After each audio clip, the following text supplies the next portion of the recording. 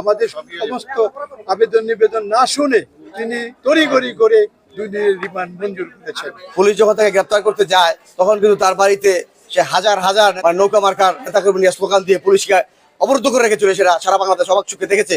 এই মোকদ্দমায় 12 জন আসামি গ্রেপ্তার করা হয়েছে, কোনো আসামি আইবির নাম বলে নাই। আজকে যে রিমান্ড শুনানিতে 2 দিনের রিমান্ড মঞ্জুর হয়েছে, এই রিমান্ডের মাধ্যমেই এই মামলার সমস্ত তথ্যপত্র, এই হত্যাকাণ্ডের মূল রহস্য উদ্ঘাটিত হবে। বিচারক আমার মনে হয় প্রসিকিউশনকে ভয় পায়। বিচারক আমাদের পুরো সাবমিশন না শুনে, আমাদের সমস্ত আবেদন নিবেদন না শুনে তিনি তড়িঘড়ি করে 2 দিনের রিমান্ড মঞ্জুর করেছেন। এইভাবে বিচার বিভাগের প্রশ্নবিদ্ধ যে সমস্ত বিচারক করে বেড়ায় তাদের বিষয়ে রাষ্ট্রের চিন্তা করা উচিত। আজকে আমরা যখন কথা বলতে যাই প্রসিকিউশন বারবার আমাদেরকে বাধার সৃষ্টি করে। ঠিক আছে, তারপরে আমরা আমাদের সাবমিশন রেখেছি, সেইখানে আইনগতভাবে আমরা কথা বলেছি। কিন্তু এতই অধৈর্য ছিল আজকের বিচারক যে উনি তড়িঘড়ি করে অর্ডারটা দিয়ে উনি আদেশ ত্যাগ করলেন। এটা অত্যন্ত দুঃখজনক। সরকারি দল করেও শামীম ওসমানের বিপক্ষে অবস্থান নিয়েছে এবং সরকারের বিরোধী অবস্থান নিয়েছে।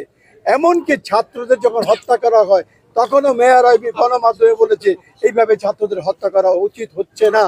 যেখানে একটা অপশাসনের বিরুদ্ধে আইবি ক্ষমতায় থেকেও লড়াই করেছে, সেখানে মেয়র আইবিকে ইন্টেনশনালি মামলা জড়ানো হয়েছে এবং আমরা উচ্চ আদালত যাব, আমরা আইনি লড়াই লড়বো। তাকে গ্রেপ্তার করা হয়েছিল চলতি মাসের 9 তারিখে। পুলিশ যখন তাকে গ্রেপ্তার করতে যায় তখন কিন্তু তার বাড়িতে সে হাজার হাজার নৌকা মার্কার নেতাকর্মী নিয়ে স্লোগান দিয়ে পুলিশকে অবরুদ্ধ করে রেখেছিল। সেটা সারা বাংলাদেশ অবাক চোখে দেখেছে। সে যদি আইনের প্রতি শ্রদ্ধাশীল হইতো তাহলে সে কিন্তু আইনের প্রতি সারেন্ডার করতো, আদালতে সে আত্মসমর্পণ করে আইনে আশ্রয় নিত।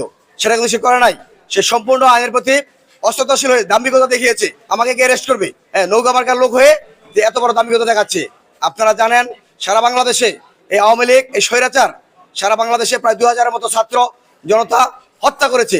এমপি মন্ত্রীদের অর্ডারে, শেখ হাসিনার হুকুমে, নারায়ণগঞ্জের শামীম ওসমান এবং শেরনাথ আইবি তাদের হুকুমে পাখির মতো গুলি করেছে। তিনিরা অপোজিশন বলেছেন আইবি অত্যন্ত জনপ্রিয়। আমরা বলবো এই নৌকা মার্কার প্রার্থীরা কতটা জনপ্রিয়, কিভাবে নৌকা মার্কার প্রার্থীরা বিজয়ী হয়েছে সেটা আপনারা সকলে জানেন।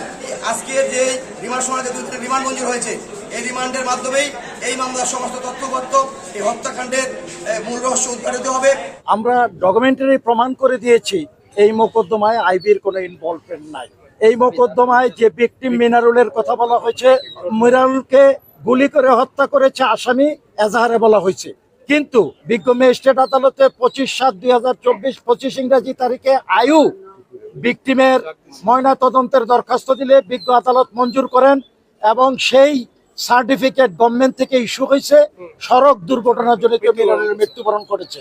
সড়ক দুর্ঘটনাজনিত কোনো মৃত্যু হইলে সেই নাম হত্যাকাণ্ড হয় না এবং সেই হত্যাকাণ্ডে আর আইবিকে 12 নম্বর আসামি করা হয়েছে। এই মোকদ্দমায় 12 জন আসামি গ্রেপ্তার করা হয়েছে, কোনো আসামি আইবির নাম বলে নাই। উচ্চ আদালতে যখন কোনো মামলা রিমান্ড পেন্ডিং থাকে, নিম্ন আদালতে সেই শুনানিটা হয় না। এইখানেও আইনের ব্যত্যয় হয়েছে। যদি বায়াস্টিং কোনো বিচার ব্যবস্থা হয়, এই জন্য 5ই আগস্টে ছাত্র জনতা জীবন দেয় নাই। আমরাও 5ই আগস্টের সারথি।